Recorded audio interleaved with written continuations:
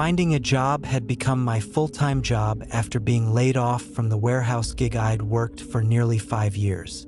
I was desperate enough to consider anything, even jobs with questionable hours or pay.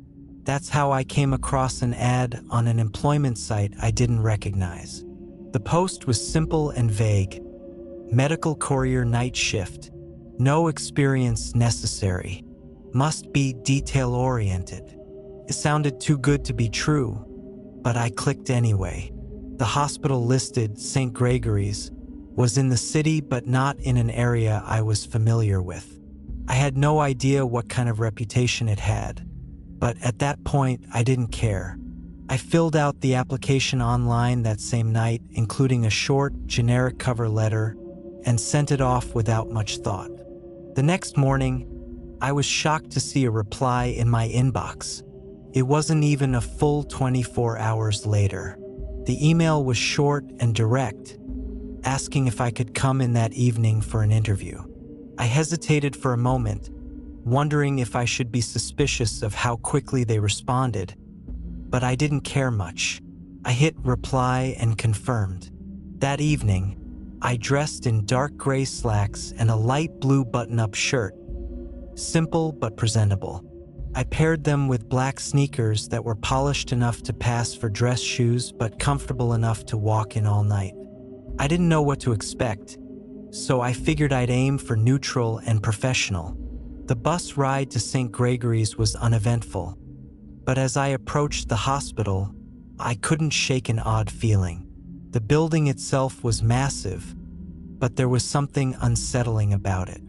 It stood on the edge of a quiet street, surrounded by empty parking lots and trees. Inside, the atmosphere wasn't much better. The reception area was lit with a dim, yellowish light that gave everything a sickly hue. A middle-aged receptionist looked up from her desk as I approached. She had short, tightly curled hair and wore large-framed glasses that reflected the computer screen in front of her. "I'm here for the medical courier interview," I said, trying to sound confident. She didn't respond immediately, just stared at me like she was sizing me up. Then, without a word, she handed me a clipboard with a basic form. The form didn't ask for much: name, address, emergency contact, and availability. No questions about previous work experience, no requests for references. I filled it out quickly and handed it back. A few minutes later, a man in scrubs came into the lobby. He was tall, lean, and had an air of authority. "Follow me," he said briskly, not bothering with introductions. He led me through a maze of sterile white hallways until we reached a small break room. It was sparsely furnished, with a few chairs, a table, and a coffee machine that looked like it hadn't been cleaned in years. He gestured for me to sit. "I'm Dr. Caldwell," he said, sitting across from me. His tone was flat, almost bored. "You're here for the night courier position?" I nodded, feeling a bit uneasy under his scrutinizing gaze. The questions he asked were straightforward, nothing about my past jobs or skills, just whether I was comfortable working overnight, following strict instructions, and handling potentially unsettling tasks. I told him yes to everything. When he seemed satisfied, he reached into his pocket and pulled out a crumpled sheet of paper. "If you're serious about this job, you need to read these rules carefully. They're not negotiable." He slid the paper across the table to me, and I unfolded it. 1. Deliveries to the morgue must never take longer than 5 minutes. If you exceed this time limit, you will anger the surgeon. You do not want that to happen, and you must carry out your delivery to the morgue no matter what. 2. If you smell antiseptic in an empty hallway, turn around immediately. The surgeon is close. He only knows your presence if you acknowledge him. 3. When in the ICU, avoid beds with curtains drawn shut. If a hand emerges to pull the curtain aside, turn around and do not look back until you leave the area. 4. Do not wear anything with stains, tears, or visible imperfections. The surgeon is drawn to flaws and will see it as his duty to fix you. 5. Avoid any areas where surgical tape is strung across door frames. This marks a space the apprentice is practicing in, and entering it will not end well for you. 6. If you see bloodstains on the floor that weren't there earlier, clean them up before proceeding. The surgeon despises untidiness, and leaving the stains will guarantee his attention. 7. If you feel the urge to leave before your shift ends, squeeze your wrist tightly until the feeling passes. The surgeon's influence can plant ideas in your mind, and leaving will make you a target for him outside of the hospital. 8. If you break any rules, the chances of the hospital going into lockdown with all lights being shut off will increase. This means that the surgeon and his apprentice will hunt you with their flashlight, and any glimpse of their light means they're near. Find a hiding spot, stay completely silent, and don't move. You must remain hidden until the lights come back on. Pray for yourself. I read the rules twice, not knowing what to say or think. But Dr. Caldwell's expression was stone-cold serious. "Do you understand?"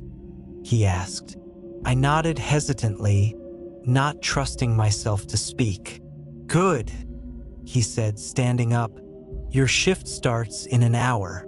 Get changed in the locker room and meet me by the service elevator." He left the room without another word, leaving me alone with my thoughts and the list of rules. Part of me wanted to walk out right then, but I felt like I was being tested. I folded the paper carefully and tucked it into my pocket before heading to the locker room. Inside, I found a set of navy scrubs neatly folded on a bench with my name written on a sticky note. The fabric felt stiff and new as I changed into them, and I double-checked for any imperfections before leaving the room. When I reached the service elevator, Dr. Caldwell handed me an ID badge and a clipboard with my first task: deliver a sealed package from the ICU to the morgue. He said nothing else, just pressed the elevator button and walked away. I stood there for a moment, staring at the clipboard and trying to steady my breathing. I stepped into the service elevator, clutching the clipboard in one hand and the sealed package in the other. The doors slid shut with a metallic hiss, and the elevator began its slow descent toward the ICU.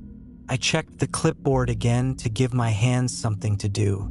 The instructions were straightforward: retrieve the package from the ICU, deliver it to the morgue, and then report back to the main desk.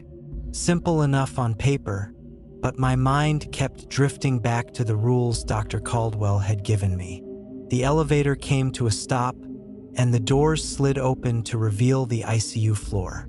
The hallway was unnervingly quiet, lit by dim, cold white lights. I stepped out, my sneakers making soft squeaks against the polished linoleum. The ICU was laid out in a grid, with patient rooms lining both sides of the hallway and a central nurses' station near the far end. It wasn't empty. There were a couple of nurses in scrubs hunched over computer monitors, their faces bathed in the glow of the screens. I approached the nurses' station, holding out the clipboard. "I'm here for the delivery," I said, trying to keep my voice steady. The nurse closest to me barely looked up. She had dark circles under her eyes, and her hair was pulled back into a messy bun. She grabbed the clipboard, scanned it quickly, and nodded toward a small supply room just behind the desk.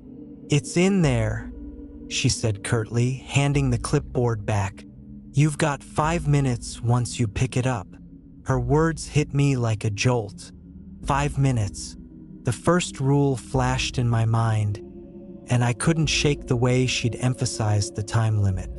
It sounded like more than a suggestion. It was almost a warning. I swallowed hard and nodded, making my way to the supply room. The room was small and cramped, filled with shelves lined with medical supplies. Bandages, vials, syringes, and neatly stacked boxes. The package was sitting on the counter, just as the nurse had said, but something about it felt off. I glanced at my watch instinctively. For minutes left.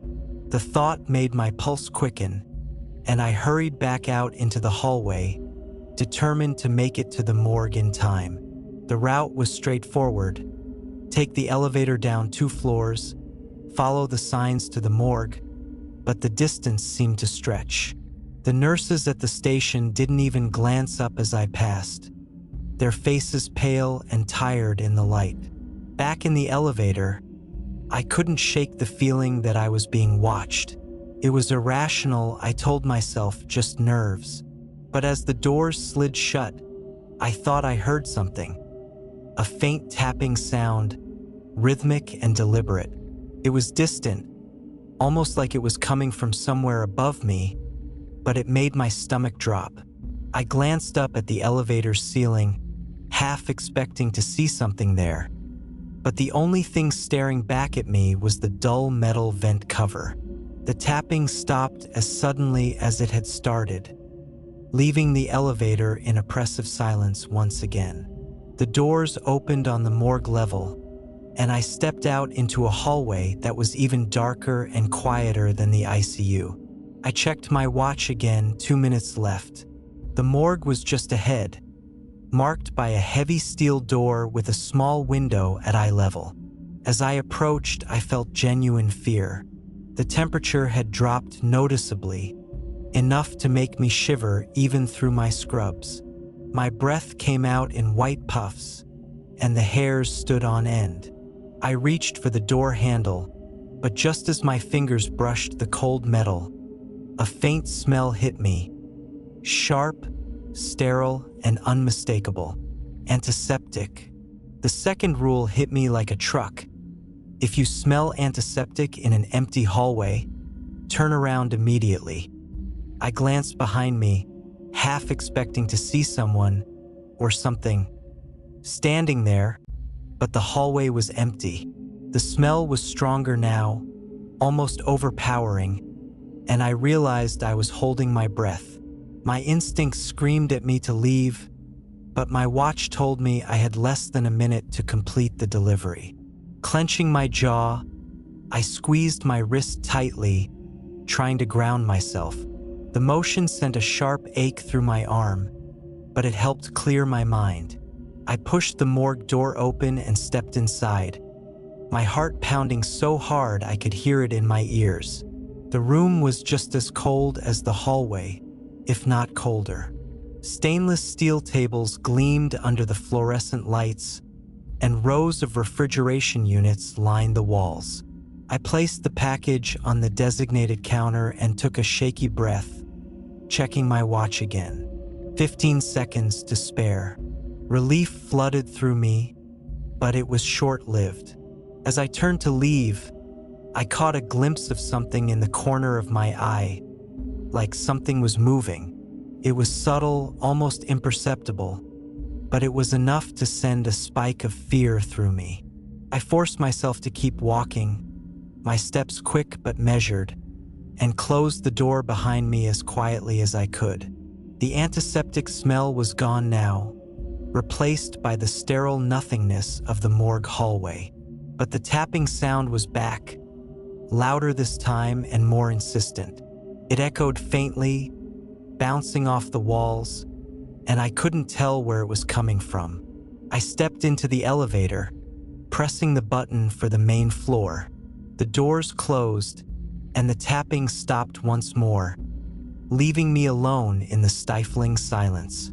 As the elevator began its slow ascent, I leaned back against the wall, trying to steady my breathing. My shift was only just beginning, and already I felt like I was in over my head. Something about this place was wrong. More than wrong, it was deeply, fundamentally unsettling. I didn't know what I'd signed up for, but I had a sinking feeling I wasn't going to like the answer. The elevator doors opened with a soft chime, and I stepped out into the sterile, dimly lit hallway. The The sound of the doors sliding shut behind me was the only noise in the otherwise dead silence. I'd made the delivery on time, but there was some electric tension that wasn't here when I'd first arrived. I couldn't shake the feeling that I wasn't alone. There were no footsteps, no voices, nothing to suggest anyone was around, but something gnawed at the back of my mind. A shadow just beyond my line of sight moved a little too quickly in the corner of my vision. I turned my head sharply, but there was nothing there. Just the empty, echoing hallway stretching out in both directions. But then, as I rounded a corner, I froze. The doorframe ahead of me was marked with something I hadn't noticed before. A thin strip of surgical tape stretched across it like a barrier, bright white against the dull gray of the walls. It was impossible to miss, and it was only after I had seen it that I realized the tape was all wrong. It wasn't like the regular, clinical tape you'd expect in a hospital. It looked almost deliberate, like a warning. I could feel my throat tighten as I read Dr. Caldwell's warning in my head. Avoid any areas where surgical tape is strung across doorframes. This marks a space the apprentice is practicing in, and entering it will not end well for you. I stared at the tape for a moment. I wasn't sure what it meant or who the apprentice was, but the implications of it were enough to make me take a step back. I had no business going near it, so I kept walking, my footsteps too loud against the silence. But just as I passed the doorway, I noticed something else. It was faint at first, just a smudge on the polished floor. But as I drew closer, I saw that it was unmistakable. A trail of blood, drying in dark streaks along the hallway. It was fresh, but not so fresh that it was dripping. There was no telling where it came from or how long it had been there, but it was there, and it seemed to lead deeper into the hallway. A shiver crawled down my spine, and I instinctively took a step backward. I wasn't sure why, but the sight of the blood filled me with a cold dread. It wasn't supposed to be there, but I told myself it was just a mistake, some accident from earlier in the night. Someone must have spilled something. I didn't know what I was thinking, but I decided to keep moving. I couldn't waste any more time, and I had a job to do. The blood wasn't my problem, right? I had already delivered the package. I didn't need to worry about anything else. I kept walking, my footsteps faster now, eager to escape the unnerving quiet. But as I reached the next section of the hallway, my foot caught on something hard, and I stumbled forward, instinctively throwing my hands out to catch myself. My palms slapped against the floor, and I winced as it met the cold surface. But when I lifted my hand, I saw something that made my heart leap into my throat. It was blood. My hand was smeared with it. I pulled my hand back as though it had been burned, my mind reeling. How had I not noticed it before? How had I walked right over it without realizing? My pulse began to race as I stared at the smear on my palm, realizing what I'd just done. If you see bloodstains on the floor that weren't there earlier, clean them up before proceeding. The surgeon despises untidiness, and leaving the stains will guarantee his attention. The words rang in my head like a gong. The surgeon, the rules. My throat went dry as I realized the magnitude of my mistake. I had just broken one of the most important rules, and now I could feel the weight of it crashing down on me. I glanced down the hallway, and for a split second, I thought I saw a flash of movement at the far end, just a blur of white too fast to make out. My stomach twisted into a tight knot, and I wiped my hand furiously on the leg of my scrubs, trying to erase the blood. But it was no use. The blood was there, and I had left it. Something was coming. My feet felt heavy as I began to walk again, my pace quickening with every step. But then, as I turned the corner, I heard it. It was soft at first, like a tap, tap, tap, then louder, tap, tap, tap, tap. The sound came from behind me, distant but unmistakable, as if someone was walking just out of view. The noise was rhythmic, unnervingly consistent, like the clicking of a scalpel tapping against the floor. I spun around, my heart pounding in my chest, but there was nothing, just the same empty hallway stretching ahead. I could still hear the tapping, though closer now, right behind me.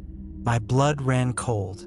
Without thinking, I broke into a run, my feet pounding against the linoleum as I sprinted down the hallway. But the tapping never stopped, growing louder with each passing second, ringing in my ears. The air around me grew colder, colder than it had been before, and I could see my breath fogging in front of me with every exhale. My heart was in my throat, my thoughts a jumbled mess of fear and panic. I couldn't stop running, couldn't. But then I hit a dead end. I skidded to a halt in front of a closed door, one I didn't recognize. My pulse pounded in my ears as I yanked on the handle, but it didn't open. I pulled again, desperately, but it wouldn't budge. I was trapped. A slow, deliberate scraping, followed by a soft chuckle, almost playful, but filled with malice. The surgeon. And then it happened. Without warning, the lights above me flickered once, then died completely. The hallway plunged into complete darkness, an oppressive silence that seemed to hold its breath for a moment before the sound of footsteps began. I froze, feeling the dark swallow me whole. My heart raced and the tapping noise stopped, replaced by something far worse: breathing. Ragged, erratic breaths, like someone who had been holding their air too long, but too close. It was near. The moment I realized what had happened, a chilling rule surfaced in my mind. If you break any rules, the chances of the hospital going into lockdown with all lights being shut off will increase. This means that the surgeon and his apprentice will hunt you with their flashlight, and any glimpse of their light means they're near. Find a hiding spot, stay completely silent, and don't move. You must remain hidden until the lights come back on. Pray for yourself. I didn't think. I didn't care. I just ran. I darted to my left, into an alcove just beyond the door, but I knew it wasn't good enough. The space was too open, too exposed, and I could already hear the soft clicks of boots on the floor, the scraping of metal against the tile. Panic clawed at my chest as I pressed my back into the cold wall. My only chance was to hide. I sprinted down the hallway, my footsteps echoing louder than I wanted, and I turned the corner, desperate. There, ahead, was a janitor's closet, a flimsy metal door with a tiny, dusty window that I hoped I could crawl into. I shoved the door open, cramming myself inside, slamming the door behind me. The air was stale and smelled of chemicals, but there was no time to care. I held my breath, crouching down, praying to whatever forces were out there that the surgeon and his apprentice wouldn't find me. The light from a flashlight flickered into view, the beam cutting through the dark, scanning the hallway. The light was uneven, twitching, almost jerky as it swept back and forth, revealing shadows that danced in the corner of my eyes. I could see their silhouettes now, moving slowly, the surgeon and his apprentice. The surgeon was taller than anyone I'd ever seen, a long figure whose posture was unnaturally crooked. His coat was stained with something dark, the material threadbare and torn in places. His face, the part that wasn't covered by a dirty cloth, was grotesque. His skin looked like raw, stretched leather, the flesh scarred beyond recognition, with tight, vicious stitching crisscrossing his jaw, his cheeks, his forehead. His eyes gleamed with an unsettling hunger as the flashlight's beam illuminated his face. His scalpel gleamed in his hand, moving with sharp, calculated movements. The steady click-clack of it tapping against the ground echoed in the silence, like a death sentence hanging over me. But what really caught my eye was the apprentice. She was small, smaller than I expected, hunched over slightly as if something had caused her spine to curve unnaturally. Her face was obscured by a mask, but her movements were quick, erratic, and I could see the sharp glint of her own scalpel held tightly in her hand. Her clothes were stained, like the surgeon's, and she moved just behind him, watching him, almost as though she was mimicking his every motion.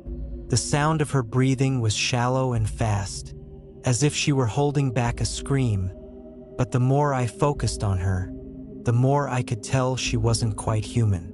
There was a twitch in her movements, like she wasn't fully in control, like a doll pulled by strings.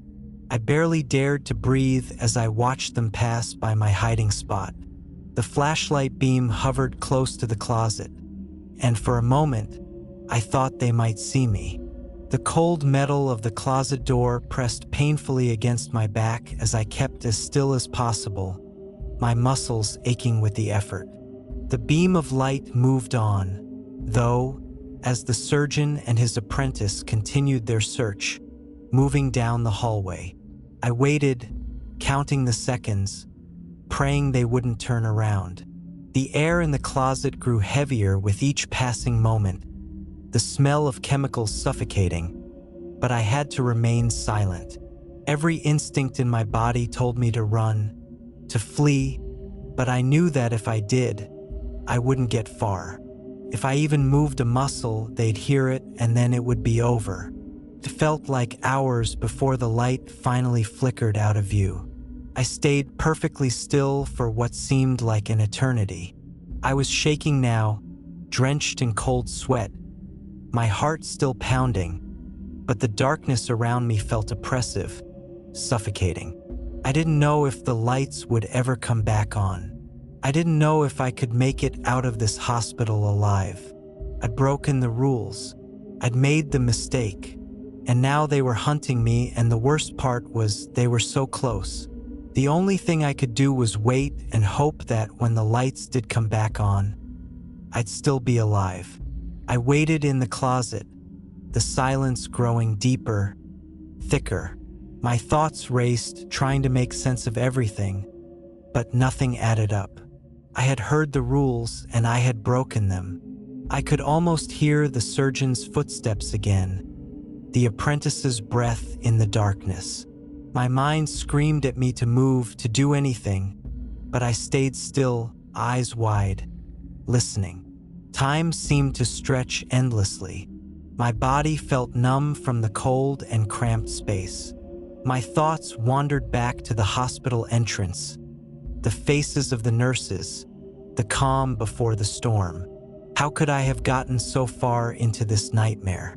I kept asking myself, but there were no answers, only the heavy weight of silence that pressed against my chest. Then a flicker, a small, weak flicker of light. The hospital lights buzzed to life again, harsh and cold, illuminating the hallway. I cautiously peered out from the closet, my breath still held tight in my chest. The surgeon and his apprentice were gone. The hallway was empty, quiet again. For a brief moment, everything seemed still, as if nothing had happened at all. But I knew better. I stepped out of the janitor's closet, careful not to make a sound. I took a deep breath, trying to steady my shaking hands. I had to get out. I had to finish my shift. But then, as I moved down the corridor, I saw something that made my blood run cold. There, just ahead, the morgue doors were wide open, but something else had changed. There was blood, thick and smeared across the floor, leading into the room. My heart stuttered in my chest. I hadn't seen it before, but now it was there, unmistakable, a trail of dark red that seemed to beckon me toward the very place I had been trying to avoid. My shift was over. I knew it, but the feeling of eyes watching me, that silent presence that had followed me throughout the night, was still there. I wasn't alone. I turned around, wanting to leave, but then I heard screaming from the morgue. I felt the hairs on the back of my neck stand up. I ran again, not even wanting to stop. I reached the front doors, pulling at the handle with everything I had, but they wouldn't budge. The door wouldn't open, and that's when I heard it. "Leaving so soon?" The surgeon's voice, low and raspy, as it echoed through the hall behind me. I froze. The words hung in the air like a noose. My breath caught in my throat, and I turned, seeing nothing but it closing in around me. The light above flickered once more.